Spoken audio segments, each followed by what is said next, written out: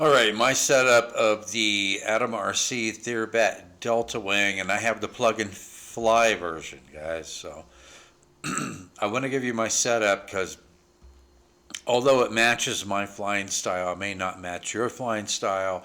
It will definitely give you a drama-free maiden flight of this wing. So if you're contemplating buying this wing, or if you've already purchased it, it's on the way, you've got it in your hand.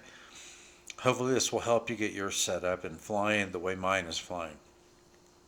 Okay, so in mine I installed the RadioLink Byme-D Gyro. That comes in really handy for launches and for landings. I just keep it in wind mitigation mode when I'm flying it around. If you guys watched the maiden flight, you saw that it was a pretty drama-free flight. It was pretty easy to fly around. I'll be posting my second flight video of this wing very soon, but I wanted to give you this information before then so that you could get yours set up. I almost have it completely tuned. In the second flight, I was almost there. It was handling really, really well. You'll see in the second flight video how well this wing handles in the turns. You know, about 75% throttle, big wide sweeping turns. It feels very, very locked in. It has a ton of power. It has unlimited vertical, which I absolutely love.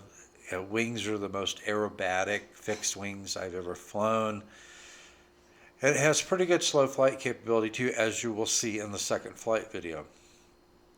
So for me so far, it's been an excellent wing. I really like it. I recommend it. It is really inexpensive, you know, for what you get. The plug and fly is, like, last time I checked, was $99 with free shipping. So $99 to my door. I mean, I think that's an excellent price for what you get.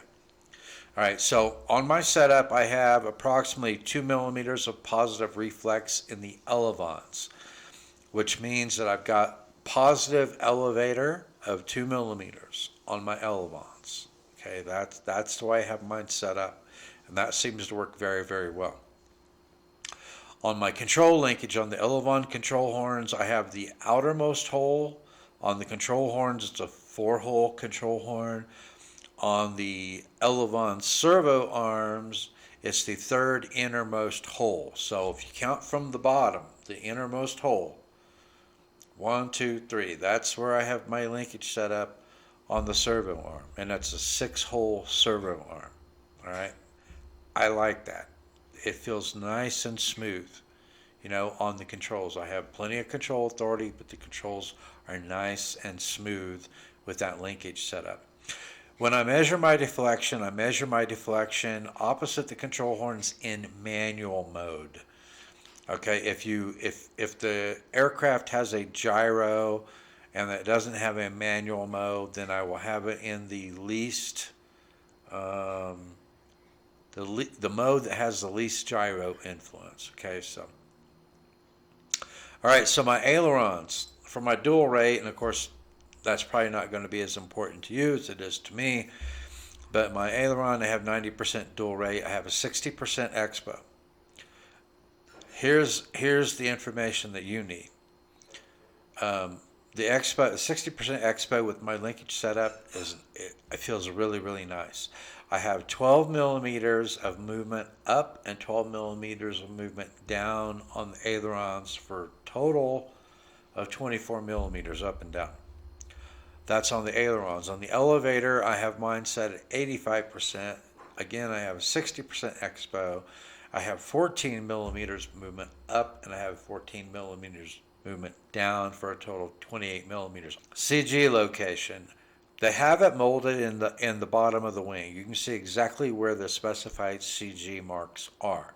Okay, the way I have mine set up is they're like two little nubs on there that you put your fingers on to check the balance of the wing against the specified CG. Okay, well, if I put my fingers at the back edge of those little round nubs, I have a neutral balance on the CG at that point. So my CG is about 2 to maybe 3 millimeters further back than what the specified CG is, okay? I've launched it at 60%. It loses a bit of altitude when you launch it at 60%, so I think 70% on the launch throttle is a little better. All right, so let's bring up the slides here and we will go over some tips I have for you. Okay, so I noticed that when I installed the prop on the motor, that the leading edges of the prop here were almost touching the bell housing of the motor, and I wanted a little bit of clearance on there. So I installed an M5 plastic washer that's about a millimeter and a half in diameter, and I put that between the prop and the motor to give me a little more clearance between the leading edge of the prop blade and the bell housing of the motor, because I mean, as a pusher prop, it's gonna flex a little bit, especially when you're hitting the throttle really hard. I didn't want the leading edge of the prop blade to impact the bell housing on the motor, so I put a little bit of a spacer in between the prop and the motor bell housing, and that's worked out absolutely fine. All right, so let's look at the next one here. All right, so I noticed that on one of the thumb screws, when I was attaching the wing, because the wings are removable, and it has these thumb screws that secure the wings onto the fuselage. Well, on one side, I ran that thumb screw all the way down, and the wing was nice and tight and snug. It didn't move around. But on the other one, I tightened it all the way down, and it wasn't pulling it all the way in. So it was like the threaded barrel that they have embedded in the wing was further out on one wing than it was on the other. So what I did was I took two M3, 3 millimeter plastic washers, just like the M5 that I used for the motor. But these were M3s. That I used as spacers between the edge of the wing, the inside the fuselage that pulls the wing in, and the thumb screw, so that I could put plenty of torque on the thumb screw to bring the wing in completely tight, and I did that for both sides. And that way you're not having to apply so much torque to that thumb screw to get the wing nice and snug against the fuselage, and you're not going to run out of threads.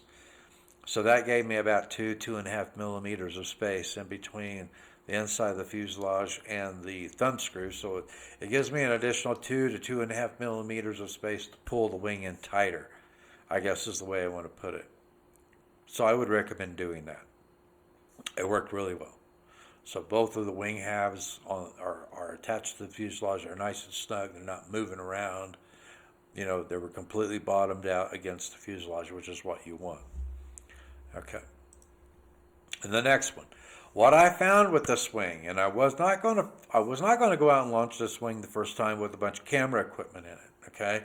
Because I've had a lot of failed launches with RC aircraft in the past. I wasn't going to take a chance on ruining any camera equipment, the first time I went out and flew this wing.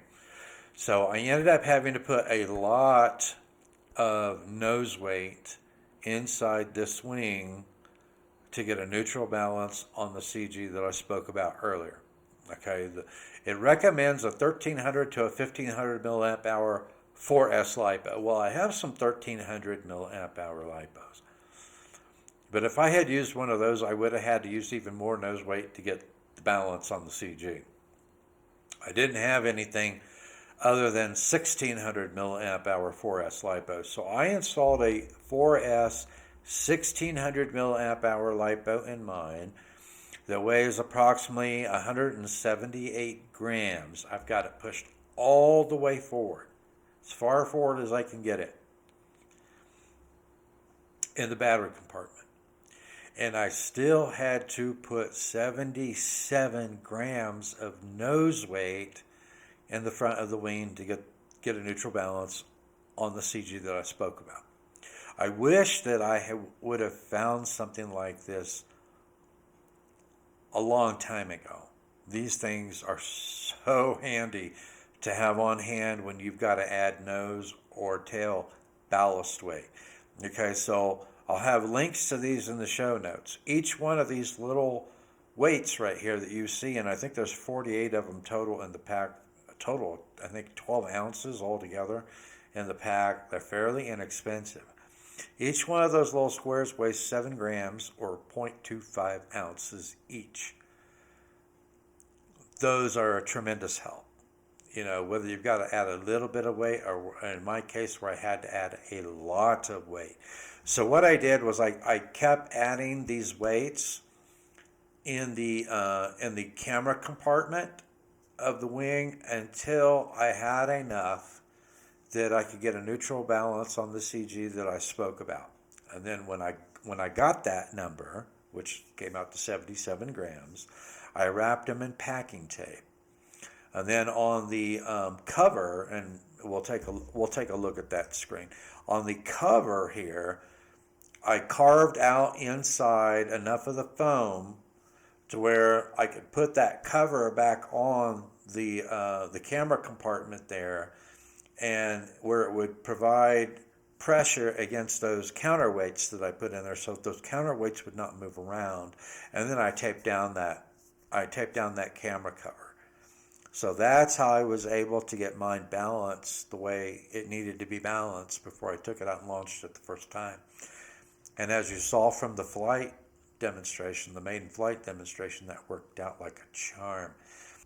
So that's how I have mine set up. That's how I have my linkage set up. That's how I have my CG set up, and my balance at that CG with the 2 millimeters of positive reflex on the elevons. And if you guys watched the maiden flight, it was a drama-free maiden flight. So don't forget to watch the second flight video that I'm going to be publishing shortly, because I've got it better tuned, same balance, but better tuned and better trimmed on the second flight than I had it on the first flight.